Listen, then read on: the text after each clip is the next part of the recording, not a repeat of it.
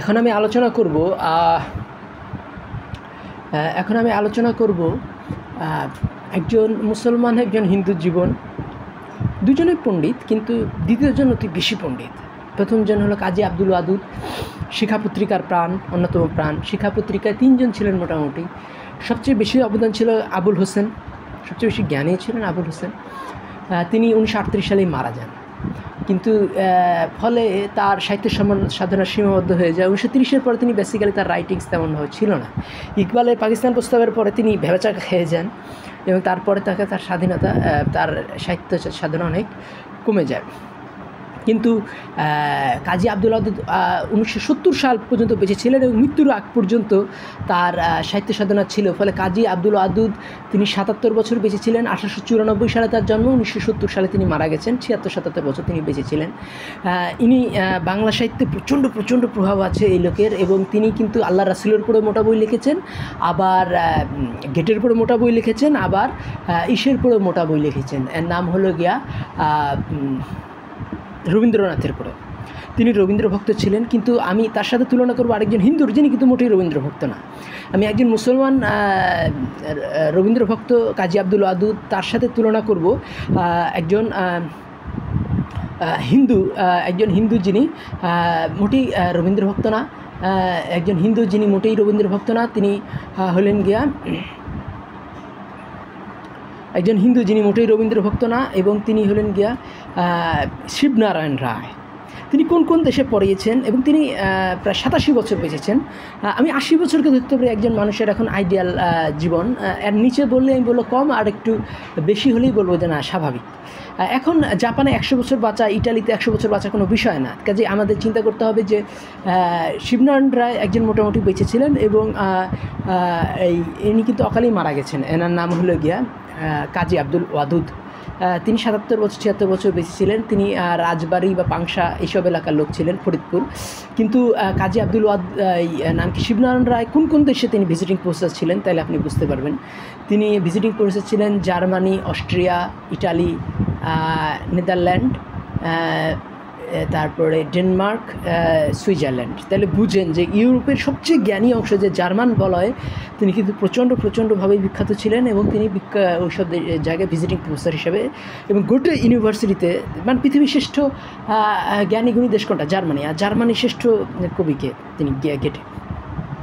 তো এই রবীন্দ্রনাথের কে বাঙালি অনেক জায়গায় কবিগুরু বলে, এবং গেটে মানে এই নাম কি বলে, এই কাজী আব্দুল ওয়াদুদ ঢাউস কিতাব লিখছেন কবিগুরু গেটে। তো ফলে আমাদের তিনি কিন্তু রবীন্দ্রনাথের উপরও ঢাউস কিতাব লিখেছেন এবং গেটের উপরও ঢাউস কিতাব লিখেছেন। তো ফলে আমাদের এই জিনিসটা আমাদের মনে হতে পারে যে গেটের উপরে ঢাউস কিতাব লিখেছেন, ফলে আমাদের মনে হতে পারে রবীন্দ্রনাথ বোধহয় গেটের সমকক্ষ। এইখানে একটা টুইস্ট আসতেছে যে তার প্রায় 25 বছর পরে জন্মানো, 25-26 বছর পরে জন্মানো এই কাজী আব্দুল ওয়াদুদের 25-26 বছর পরে জন্মানো এই শিবনারায়ণ রায়, তিনি কিন্তু একটা লিখে ফেললেন, একটা প্রবন্ধ লিখে ফেলেন 27-28 পেজের। আপনারা পড়ে দেখতে পারেন, অসাধারণ একটা প্রতিভা, একটা প্রবন্ধ। সেই প্রবন্ধে তিনি রবীন্দ্রনাথ কোন দিক থেকে গেটের থেকে নিকৃষ্ট মানের, এইগুলো আপনারা বুঝতে পারবেন। তাইলে শিবনারায়ণ রায় তিনি, এর আগেও আমার একটা ভিডিও আছে, ভিডিওটা দেখে নিতে পারেন। সেখানে আমি সুভাষের আগের যে এমএন রায় এবং সুভাষের পরে যে শিবনারায়ণ রায়, এই দুজনের, এই তিনজনকে একসাথে আলোচনা করেছি। সুভাষ, এমএন রায়, এবং এই সুভাষ বসু, এমএন রায়, এবং তার সাথে এই শিবনারায়ণ রায়। তো শিবনারায়ণ রায়ের সাথে আমি এখন তুলনা করতেছি এই কাজী আব্দুল ওয়াদুদ। কাজী আব্দুল ওয়াদুদের মধ্যে প্রচণ্ডভাবেই কলকাতার প্রতি বায়াসনেস ছিল। তার বউ বাচ্চা যদিও বাংলাদেশে থেকে গিয়েছিল, তিনি কলকাতায় পড়েছিলেন। মানে কলকাতা তিনি কতখানি, আমরা পূর্বের লোক, আমরা এশিয়ান লোক, আমরা মুসলমান, আমরা পরিবারকে অত্যন্ত ভালোবাসি, কিন্তু তার পরিবার বাংলাদেশে থেকে গিয়েছিল, কিন্তু তিনি কলকাতায় পড়েছিলেন আমৃত্যু পর্যন্ত। তার বউ মারা যায় 1854 সালে, এবং তিনি মারা যান 1954 সালে, এবং তিনি মারা যান 70 সালে। তো কাজেই বাংলাদেশের স্বাধীনতার পূর্বপূর্বেই তিনি মারা যান, এই জিনিসটা আমাদের বোঝার একটা চিন্তাভাবনার একটা বিষয় আছে। এবং তিনি যে পুরোপুরি বিভ্রান্ত, তার কারণ তিনি ইকবালের পর 2টা প্রবন্ধ লিখছেন, 2টাই মিসগাইডিং প্রবন্ধ। ইকবালের সাথে তিনি কাজী আব্দুল ওয়াদুদ তুলনা করেছেন বঙ্কিমচন্দ্র চট্টোপাধ্যায়। বঙ্কিমচন্দ্র চট্টোপাধ্যায় মিথ্যা কথায় গোয়েবলসকেও ছাড়িয়ে গেছেন। তিনি ইসলাম বিদ্বেষী হাজার হাজার পৃষ্ঠার রচনা লিখেছেন, কিন্তু কলকাতার হিন্দুরা বঙ্কিমচন্দ্রের দোষ দেয় না পাকিস্তান সৃষ্টির জন্য, তারা দোষ দেয় স্যার সৈয়দ আহমেদ, যিনি যারা হার্ডলি এক পাতাও হবে না হিন্দু বিদ্বেষী কোনো কথাবার্তা, কিন্তু হাজার হাজার পেজের মিথ্যা কথা লিখে গেছেন এই বঙ্কিমচন্দ্র চট্টোপাধ্যায়। বঙ্কিমচন্দ্র চট্টোপাধ্যায় গোয়েবলসকেও ছাড়িয়ে যাবে মিথ্যা কথায়। বঙ্কিমচন্দ্র চট্টোপাধ্যায়ের সাথে ইকবালের কোনো তুলনাই হতে পারে না, কারণ বঙ্কিমচন্দ্র আল্লাহ রাসুলের প্রশংসায় একটা কবিতাও লেখেন নাই, একটা প্রবন্ধ লেখেন নাই, একটা উপন্যাস লেখেন নাই। কিন্তু আপনি বলতে পারেন যে বঙ্কিমচন্দ্র কি পদ্য লিখতেন? হ্যাঁ, প্রথম জীবনে তিনি পদ্য লিখতেন, অনেকেই জানে না। তো বঙ্কিমচন্দ্রের প্রথম জীবনে কমিউনিস্ট ঘেঁষা ছিলেন, উগ্র কমিউনিস্ট। তারপরে তিনি হয়ে গেছেন উগ্র হিন্দুত্ববাদী। দুটোই কিন্তু চূড়ান্তভাবেই র্যাডিক্যাল। জার্মানিতে 2জন চূড়ান্তভাবেই র্যাডিক্যাল লোকের জন্ম হয়েছিল, একজন হলো মার্কস, আরেকজন হলো কি নিটশে। তো মার্কস ছিলেন সাম্যবাদী আর নিটশে ছিলেন নাম কি বলে হিন্দুত্ববাদী। দুজনেই প্রচণ্ড র্যাডিক্যাল। তো এই জার্মানদের মতোই উগ্র র্যাডিক্যাল ভাবভঙ্গি ছিল এই বঙ্কিমচন্দ্রের, কিন্তু জার্মানদের তো গেটে ছিলেন, কান্ট ছিলেন, হেগেল ছিলেন, 3জন কেউ তো র্যাডিক্যাল না। এবং বাংলায় কিন্তু গেটে, কান্ট, হেগেল এই 3জনার প্রভাব সেভাবে এখনও বিস্তৃত হয়নি। আমরা এখনও শিবনারায়ণ রায় পড়ি না, আমরা এখনও এই গেটেকে বুঝতে পারি না। গেটেকে আমরা রবীন্দ্রনাথের সমকক্ষ মনে করি, কিন্তু গেটে far far ahead of Rabindranath. সময়ের দিক থেকে রবীন্দ্রনাথের অনেক আগে হলেও তার দর্শনের দিক থেকে এই গেটে কিন্তু রবীন্দ্রনাথ কিন্তু গেটের ধারে কাছেও পৌঁছাতে পারেন না। এই জিনিসটা আমাদের বোঝার একটা জরুরি ব্যাপার আছে, যেটা শিবনারায়ণ রায় তার ওই গেটে রবীন্দ্রনাথের তুলনা ওইখানে আপনারা পাবেন। তাহলে আমরা এখন শিবনারায়ণ রায়, তিনি 87 বছর বেঁচে ছিলেন। তিনি এই এমএন রায়ের শিষ্য ছিলেন। এমএন রায়ের বউ তাকে পুত্রস্নেহ করতেন। তিনি তাকে বারবার বলেছেন যে তুমি বাংলা থেকে বেরিয়ে যাও। তিনি বাংলা থেকে বেরিয়ে গিয়েছিলেন এবং তিনি বোম্বেতে অধ্যাপনা করতে চলে যান। পরবর্তী তিনি অস্ট্রেলিয়াতে অধ্যাপনা করেন, এবং তা বললামই তো যে তিনি জার্মানিতে তিনি ভিজিটিং প্রফেসর ছিলেন, তিনি অস্ট্রেলিয়াতে ভিজিটিং প্রফেসর ছিলেন, তিনি ইটালিতে ভিজিটিং প্রফেসর ছিলেন, তিনি ডেনমার্কে ভিজিটিং প্রফেসর ছিলেন, তিনি নেদারল্যান্ডে ভিজিটিং প্রফেসর ছিলেন, তিনি সুইজারল্যান্ডে ভিজিটিং প্রফেসর ছিলেন। এই হলো ইন্টারন্যাশনাল স্কলার হলো গিয়া শিবনারায়ণ রায়। কিন্তু শিবনারায়ণ রায়ের পরে আপনি তেমন কোনো ভিডিও পাবেন না, কারণ এই কলকাতার এই দালালগুলা, মূর্খগুলা শিবনারায়ণ রায়কে আপনার আত্মস্থ করতে পারেনি। শিবনারায়ণ রায়কে আত্মস্থ করতে গেলে আপনাকে বুঝতে হবে যে ইন্টারন্যাশনাল হতে হবে, আর কলকাতা একটা কূপমণ্ডকের শহর। এই জিনিসটা আপনার বুঝতে হবে। যদি আপনি ইসের জীবনী পড়েন, আরসি মজুমদারের জীবনীতে আপনি দেখবেন কলকাতা থেকে যেসব আতেলগুলা এই আরসি মজুমদারের এইগুলা করতেছে, আরসি মজুমদারের চিন্তাগুলো করতেছে, আরসি মজুমদার জীবনী লিখতেছে, যে আরসি মজুমদার জীবন ভিডিও করতেছে। আরসি মজুমদারদের সর্বোচ্চ পাওনা যে তিনি ঢাকা ইউনিভার্সিটির ভাইস চ্যান্সেলর ছিলেন, সেই কথাটা তারা উল্লেখ করে না। এতখানি নিচ, এতখানি ছোট এই কলকাতা লোকেদের মনোভাব। কারণ তাই ঢাকা ইউনিভার্সিটির ভাইস চ্যান্সেলর ছিলেন, এইটা করলে তো তার একটা আলাদা সাইকোলজি চলে আসে, সেখানে মুসলিম সাইকোলজি চলে আসে, ঢাকা ইউনিভার্সিটি বিল্ড আপের প্রশ্ন চলে আসে। তো এই জাতীয়তাবাদ বলতে তারা একটা সংকীর্ণ গণ্ডিতে কলকাতার লোকেরা ভাবনা চিন্তা করে, কিন্তু জাতীয়তাবাদ কিন্তু কলকাতার মধ্যে লিমিটেড না। জাতীয়তাবাদ হলো গিয়া ওটা পৃথিবীর জাতীয়তাবাদ। প্যান ইসলামিজম বলেন, প্যান মানবতাবাদ বলেন, এই সংকীর্ণ জাতীয়তার বিরুদ্ধেই কিন্তু ইকবাল প্রচণ্ডভাবেই বলেছিলেন। এবং ইকবালের যে তুলনা এই আমাদের এই নাম কাজী আব্দুল ওয়াদুদ করেছিলেন বঙ্কিমচন্দ্র চট্টোপাধ্যায়ের সাথে। বঙ্কিমচন্দ্র তো আল্লাহ নবীর প্রশংসায় একটা কবিতাও লেখেন না, একটা উপন্যাস লেখেন না, একটা প্রবন্ধ লেখেন না, কিন্তু এই রামের প্রশংসায় একটা বিখ্যাত কবিতা আছে, রামতীর্থের প্রশংসায় কবিতা আছে, তারপরে এই ঈশ্বর প্রশংসায় কবিতা আছে, নাম কি বলে এই ইকবালের রামের প্রশংসার কবিতা আছে, রামতীর্থের প্রশংসার কবিতা আছে, শিবের প্রশংসায় তার কবিতা আছে, বিশ্বমিত্রের প্রশংসায় তার কবিতা আছে। তো এই জিনিসগুলো আমাদের বুঝতে হবে যে ইকবাল একজন ইন্টারন্যাশনাল স্কলার, এবং এই বঙ্কিমের সাথে ইকবালের কোনো তুলনায় হয় না। মানে তিনি যখন হিস্ট্রির সাথে ডিবেট করতেছিলেন তখন তিনি ইকবালের নিটশের নাম উচ্চারণ না কইরা তিনি এই নাম কি বলে ফলে বাঙালি হিন্দুরা কিন্তু নিশ্চয় চর্চাই করে না, কারণ নিশ্চয় বোঝা তো সহজ না। নিশ্চয় বুঝতে গেলে আপনাকে ব্রিটিশ, ফ্রেঞ্চ এবং জার্মান দর্শন গুলে খেলে আপনি নিশ্চয়কে বুঝতে শুরু করেন। কিন্তু বঙ্কিমচন্দ্র নিশ্চয় পড়েছেন, কিন্তু নিশ্চয় পড়ার আহ্বান জানাননি। কিন্তু ইকবাল নিশ্চয় পড়েছেন এবং নিশ্চয় খারাপ দিকগুলো উল্লেখ করেছেন, ভালো দিকগুলো উল্লেখ করেছেন। নিশ্চয় বলেছেন এই লোকটার দিল হলো গিয়া ইসলামের দিকে এবং মস্তিষ্ক হলো নাস্তিকতার দিকে। তাহলে আবার তিনি বলেতেছেন যে যাও সেই নিশ্চয় পড়ো, সেই আজর আগুন থেকে আমি ইব্রাহিম হয়েছি। তার মানে কি, ইকবালকে বুঝতে গেলে অবশ্যই নিশ্চয়কে পড়তে হবে। তার ফলে উত্তর ভারত, দক্ষিণ ভারতের লোকেরা নিশ্চয় পড়তেছে, নিশ্চয় পড়তে গেলে তারা ব্রিটিশ দর্শন, জার্মান দর্শন, ফ্রেঞ্চ দর্শন তুলনা করতেছে। ফলে তারা ইংল্যান্ডের প্রধানমন্ত্রী হচ্ছে ঋষি সুনাকের মতো, পাঞ্জাবি, তিনি ইকবালের পাঞ্জাব থেকে আসা ঋষি সুনাক, পাঞ্জাবি হিন্দু। তারপরে তিনি আরেকজন দেখি যে আমরা এই পাকিস্তানের সিতারা ইমতিয়াজ, এই নাম কি বলে, লোকটার নাম হলো গিয়া সাদিক খান, তিনি লন্ডনের মেয়র হিসাবে আছেন। তাহলে এই জিনিসগুলো আমাদের যদি বুঝতে হয় তাহলে কিন্তু আমাদের ওই নিশ্চয়কে বুঝতে হবে। বঙ্কিমচন্দ্রের সাথে যে ইকবালের তুলনাই করা যায় না। বঙ্কিমচন্দ্র হলো গিয়া বাংলার গোয়েবস, যে বাংলাকে প্রচণ্ডভাবে অন্ধকারের দিকে ঠেলে দিয়েছেন, বর্ণবাদের দিকে ঠেলে দিয়েছেন। বঙ্কিমচন্দ্র বলেছেন যে এই নাম কি বলে, উত্তর ভারতে কার বইগুলো পড়তেন ইকবাল? এই হেনরি ডেভিড থরুর বইগুলো পড়তেন, তারপরে র্যালফ এমারসনের বইগুলো পড়তেন। র্যালফ এমারসন যে নেপোলিয়নের প্রশংসায় প্রবন্ধটা লিখেছেন, ইমিনেন্ট পার্সনস নামে তার এই র্যালফ এমারসনের যে প্রবন্ধ সমগ্রগুলো আছে, এগুলো পড়ে দেখতে পারেন।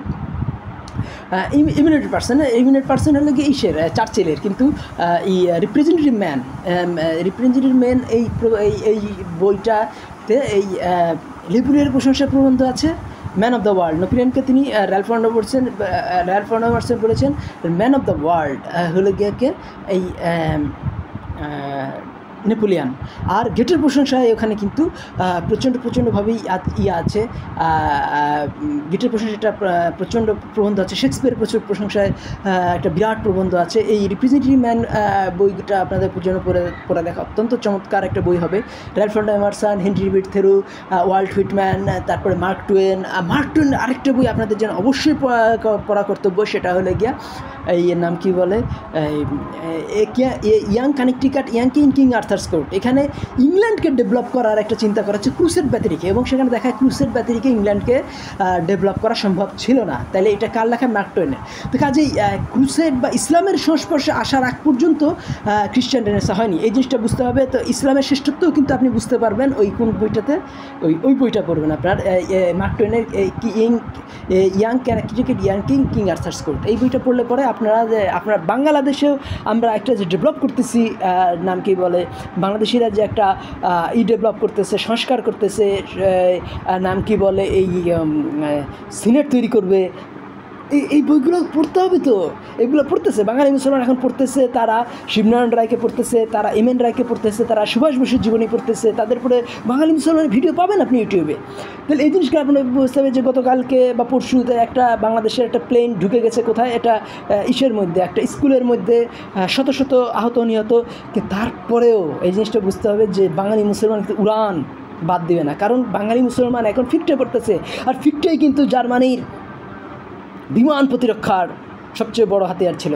কারণ জার্মানি কি বলতো, জার্মানি বলতো একটা জিনিস, যে মানুষের মনে যদি তৈরি হয়, নাম কি বলে, মানুষের মনে যদি আপনার মানুষ উঠতে জানে না, কিন্তু মানুষের মন যদি আজাদ হয়, মানুষের মনে যদি পাখির মতো উড়ান হয়, মানুষের মনের যদি এমন একটা পাখির উড়ানকে মানুষ যদি মনে মনে উঠতে থাকে পাখির মতো, তাহলে কিন্তু এমন একটা দিন, এমন একটা যন্ত্র মানুষ আবিষ্কার করতে পারবে, যে যন্ত্র দ্বারা কী হবে, মানে যে মানুষ আকাশে উঠবে। আজ কিন্তু প্লেন এত পরিমাণে উঠতেছে যে রেল লাইনের থেকে প্লেনে বেশি আমেরিকা যাত্রী পরিবাহিত হয়। তাহলে এই জিনিসটা আমাদের মিনিটে মিনিটে ওখানে প্লেন ওঠানামা করে, তাদের যে শিকাগো বা লস অ্যাঞ্জেলেস বা এই সান ফ্রান্সিসকো বা এই নিউ ইয়র্কের যে বিমানবন্দরগুলোতে বা হিথ্রো পোর্টে।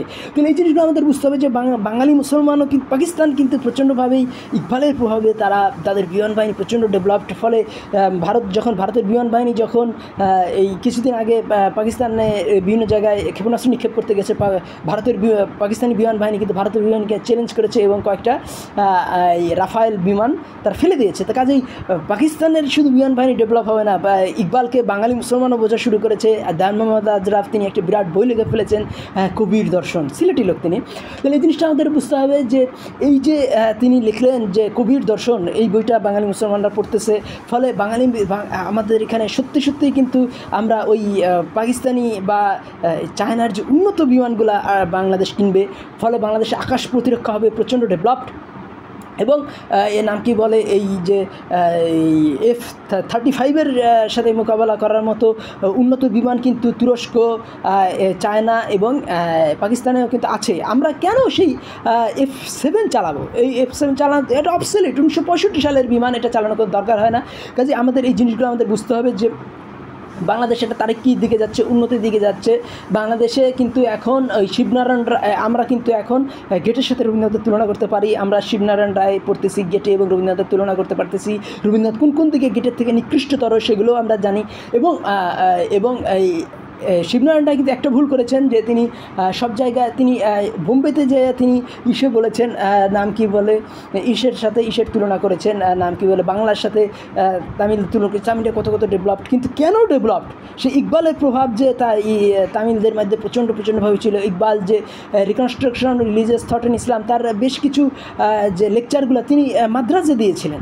তো তামিলের ডেভেলপ হবে নাকি আপনি ডেভেলপ হবো? তাহলে এই মাদ্রাজ শহরটাকে বুঝতে হবে। মাদ্রাজ শহরের যে কালো মানুষদের প্রশংসা ইকবাল করেছেন, বিলালের প্রশংসা ইকবাল করেছেন। ইকবাল দক্ষিণাতে চলে যেতে চেয়েছেন। ইকবালের গুরু দাগ দেহলে শেষ 10 বছর তিনি দক্ষিণ ভারতে ছিলেন। এই জিনিসটা বুঝতে হবে যে ইকবাল তার বাণী ছিলেন দক্ষিণ ভারতের পয়সায়। কাজে দক্ষিণ ভারত যা আজকে উত্তর ভারতের থেকে দ্বিগুণ তাদের ডেভেলপমেন্ট, তাদের পার ক্যাপিটা ইনকাম, তার পিছনে কিন্তু পাকিস্তান আর ভারতের যুদ্ধর প্রভাবটা দায়ী। কারণ ভারত আর পাকিস্তান আছে একে অপরের প্রতি বিমানে যুদ্ধের তালে, কিন্তু দক্ষিণ ভারত এই যুদ্ধ থেকে বেরিয়ে তারা প্রচুর পরিমাণে তারা আর্থিক উন্নতির পিছনে, মুভি তৈরির পিছনে, নোবেল প্রাইজের পিছনে ঝুঁকে পড়েছে। আর বাংলাদেশ যেহেতু ভারত পাকিস্তানের যুদ্ধের থেকে দূরে, তামিলদের মতোই বাংলাদেশ ভারত পাকিস্তান থেকে যুদ্ধ থেকে দূরে, কাজেই বাংলাদেশি যুবকরাও কিন্তু এখন নাম কি বলে লেখাপড়ার দিকে ঝুঁকে পড়েছে তামিলদের মতোই। তারা শিবনারায়ণ রায়ের সাথে এম এন রায়ের তুলনা করতেছে, এম এন রায়ের সাথে সুভাষ বসুর তুলনা করতেছে।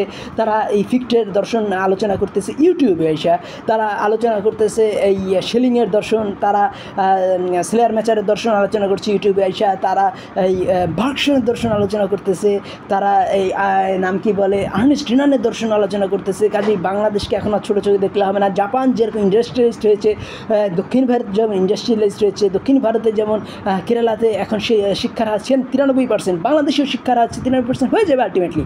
কেরালা মুসলমান প্রভাবিত, বাংলাদেশ অতটা মুসলমান প্রভাবিত না হলেও বাংলাদেশের জনগণ তো মুসলিম।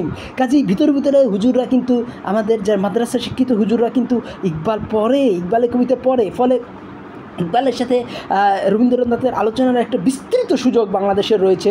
কাজেই এই জিনিসটা যেটা এই ভাসুরের নাম মুখে আনা যাবে না। যেমন এত সমালোচনা করলেন বোম্বেতে বসে শিবনারায়ণ রায়, কিন্তু ইকবালের নাম উচ্চারণ করেননি যে দক্ষিণ ভারত কেন এত ডেভেলপড। এই জিনিসটা আমাদের বুঝতে হবে যে বেলালের প্রশংসা, কালো মানুষের প্রশংসা ইকবাল করেছেন। কাজেই বাংলাদেশের মানুষ তো পাঞ্জাবের মতো অত সাদা না, কিন্তু তারপরেও বাংলাদেশ আবার দক্ষিণ ভারতের মতো অত কালোও না। কিন্তু কালো মানুষের দক্ষিণ ভারত এত ডেভেলপ হয়ে গেছে, পাঞ্জাব এত ডেভেলপ হয়ে গেছে যে পাঞ্জাবিরা ইংল্যান্ডের প্রধানমন্ত্রী হয়েছে। বাংলাদেশ কেন পিছনে পড়ে থাকবে? কারণ বাংলাদেশের লোকেরাও প্রচণ্ডভাবেই মুসলমান, এবং তাদের মধ্যেও সেই ইকবালের চর্চা আছে বলেই কিন্তু দেওয়ান মোহাম্মদ আজরাফ লিখলেন কবির দর্শন বইটা, একটা বিরাট বই লিখে ফেলেছেন। তো এই জিনিসটা আমাদের বুঝতে হবে যে বাংলাদেশেও এখন তামিলদের মতোই উত্তর ভারতের থেকে দক্ষিণ ভারতের থেকে বাংলাদেশের লোকগুলোর হবে, এই নাম কি বলে পার ক্যাপিটা ইনকাম হবে ব্যাঙ্গালোরের মতো। এই ভারতের যেটাকে কম্পিউটার হাব, বাংলাদেশেও কম্পিউটার হাব হয়ে উঠবে ব্যাঙ্গালোরের মতোই। ব্যাঙ্গালোর উত্তর ভারতের দক্ষিণ ভারতের মতো যে 500 কোটি বাজেটের ছবি এখন এই বাংলাদেশেও হবে। যেমন বাংলাদেশে এখন তুফান মুভি হচ্ছে, নাম কি বলে বরবাদ মুভি হচ্ছে, তারপরে প্রচুর শত কোটি টাকা এরা ইনকাম করতেছে। যদিও এত বাজেট আমরা এখনও দিইনি দক্ষিণ ভারতের মতো, ইনকাম করলে পরে বাজেটও দেওয়া হবে। তো কাজেই বাংলাদেশিদের পিছনে তাকানোর অবকাশ নাই। জাপান যেমন একটা সময় 20 বছরের মধ্যে ডেভেলপড হয়ে গেছিলো মেজি রেস্টোরেশনের সময়, তো বাংলাদেশকে 20 বছর দেন না। তাহলে কিন্তু বাংলাদেশেও মেজর স্টেশনের মতো ডেভেলপড হয়ে যাবে। এবং অনেকেই বলতেছে যে প্রফেসর ইউনূসের 5 বছর থাকা উচিত। তো কাজেই 5 বছর মানে আমরা এই দলবাজি থেকে মানে তারেক রহমানও পারবে না। বাংলাদেশের ইউথরা যেভাবে এখন সচিবালয় ঘেরাও করতেছে, এইটা যখন আমরা শিখে গেছি সচিবালয় ঘেরাও করা, তখন কিন্তু এই তারেক রহমান আসুক আর তারেক রহমানের বাপ যদি কবর থেকে উঠে আসে, তাহলেও কিন্তু বাংলাদেশে এখন যদিও আমি প্রচণ্ডভাবে আমার রাজনৈতিক দর্শন জিয়াউর রহমানের পক্ষপাতী, কিন্তু আমি তারেক রহমানের এই কথাগুলো আমার পছন্দ হয় না। আমি কিন্তু আসিফ নজরুলকে পিওর বিএনপি মনে করি, আমি এই পিনাকি ভট্টাচার্যকে পিওর বিএনপি মনে করি, এই যে জিয়ার জ্ঞান গরিমা এরা ধারণ করেছে, মাহমুদুর রহমানকে আমি বিএনপি মনে করি, আসিফ নজরুলকে বিএনপি ধারণ করি। এবং আসিফ নজরুল দেখেন কীভাবে চলে গেল স্কুলটাতে, তাকে আটকায় রাখছে, তিনি 7-8 ঘন্টা আটকেও ছিলেন, কারণ এটা তার অনুতাপ যে আমি যখন একটা দেশের উপদেষ্টা, তখন সে দেশে একটা প্লেন কী করে স্কুলের মধ্যে ঢুকে পড়ে, এবং সেই লোকটা মৃত্যুর আগ পর্যন্ত আগে কিন্তু প্যারাশুট বের করে ফেলেছে। তোমার নিজের জীবনের দাম আছে, স্কুলের ছেলেদের জীবনের দাম নাই। আমি এই জন্য বারবার সাজেস্ট করছি, বাংলাদেশের একটা সমুদ্র সীমা অনেক বেড়ে গেছে, বাংলাদেশের সমুদ্রতে তুমি করো এই বিমানগুলো চালাও, তুমি যদি মরবা তুমি একলা মরবা, তুমি প্রশিক্ষণার্থী, তুমি তো জানো না প্লেন ভালো চালাইতে, তাহলে তো তোমার যে শেষ যে প্রশিক্ষণার্থীর যে শেষ বিমান চালানোর ঢাকার মতো জনবহুল এলাকায় কেন? এবং আমি বলছি না যে বাংলাদেশ পুরোটাই জনবহুল, একটা ছোটো দেশে প্রায় 18 কোটি 19 কোটি লোক বসবাস করে, এখানে কোন জায়গাটায় আপনি ফাঁকা পাবেন? হ্যাঁ, ফাঁকা পাবেন, সেটা হলো সমুদ্রে।